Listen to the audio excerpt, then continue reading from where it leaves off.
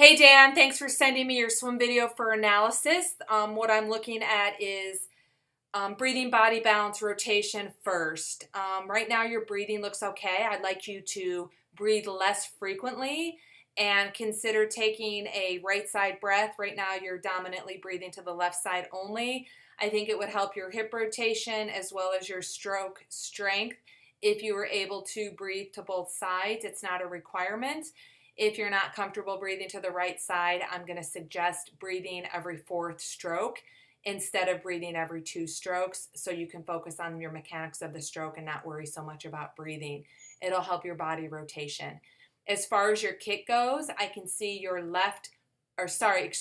right foot is flexing out.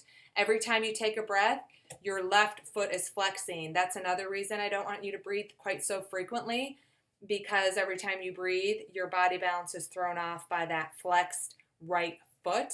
I'd like to see your both feet pointed, toes pointed, and scrape your toes together to ensure that you're kicking up and down using your quad and hip flexors and not kicking from the knee down.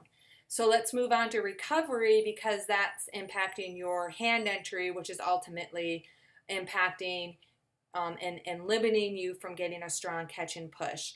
Your recovery is a little bit wide as you bring your arm around. You're dropping your elbow as it's coming around, and you're entering the water with your elbow, wrist, and then fingertips. So your elbow is entering, your wrist is entering, and your hand's almost coming to a stop where you're pointing your fingertips up. It's definitely more on the right arm than it is on the left arm.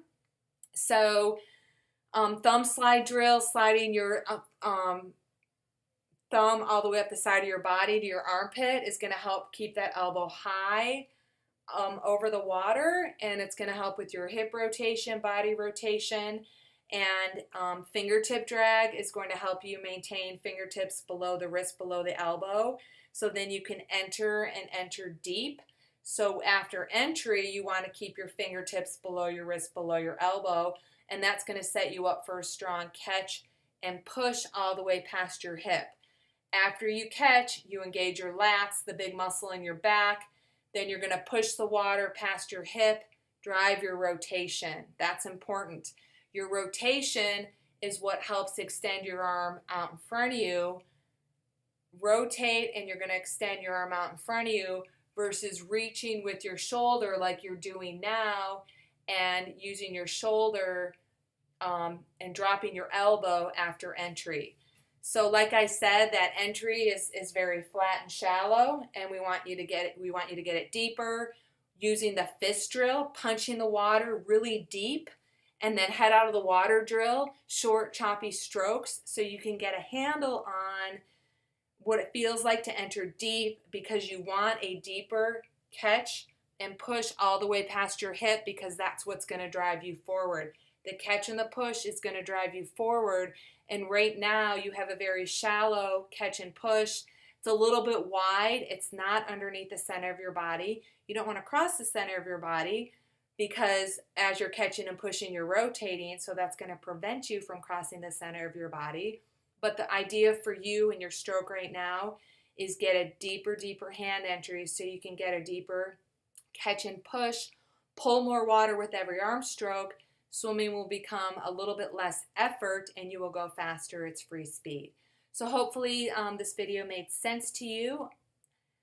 You have the Swim Faster in 30-Day program 2.0, so you have an additional 42 videos that you can listen to and learn more about the drills that I just suggested. And you have that 30-day program to follow 5 days a week. I hope you take advantage of that, because I believe if you follow the drills within the program and the advice that I just gave you based on your swim video, you will see dramatic improvements in your swimming stroke. If you have questions, you can call and leave me a voicemail on speakpipe.com/endurance-hour, or just send me an email and we can kind of continue the progress that you're making in the water. Make it a great day.